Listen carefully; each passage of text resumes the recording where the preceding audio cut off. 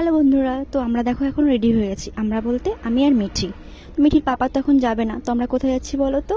আমরা যাচ্ছি বাপের বাড়িতে। তো অনেকদিন পরেই যাচ্ছি, অনেকদিন যাওয়া হয়নি, তাই এখন যাচ্ছি। আবার একটা কারণেও যাচ্ছি, কারণ হচ্ছে আমার বাবা আর বোন হচ্ছে জামালপুরের সন্ন্যাসী নেমেছে। ওখানকার হচ্ছে খুব জাগ্রত ঠাকুর বাবা ভোলেনাথ। তো আমার বোন আর বাবা এটা নিয়ে 2 বছর হলো নেমেছে। তো আমার বোনও দেখি ভালোই নামে, মানে খুব কঠিন জানো তো ওখানে সন্ন্যাসী নামা।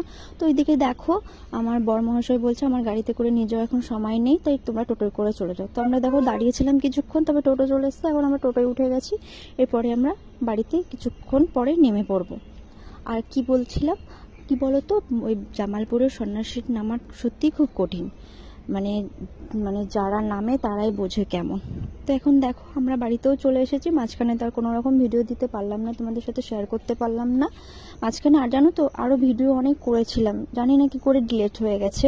তো এইটুকুনি তোমাদের সাথে শেয়ার করছি। তো আমি এখন বাড়ি চলে এসে আমি এখন ভাত নিয়ে বসে পড়েছি। তো এখন ভাত খাচ্ছি, মা সবাইকে দিয়ে দিচ্ছে, মাও বসে পড়েছে।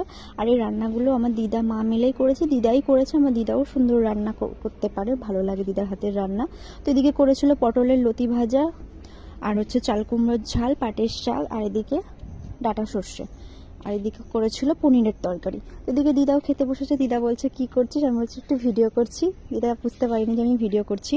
তো ভিডিওটি ভালো লাগলে অবশ্যই আমার চ্যানেলটি সাবস্ক্রাইব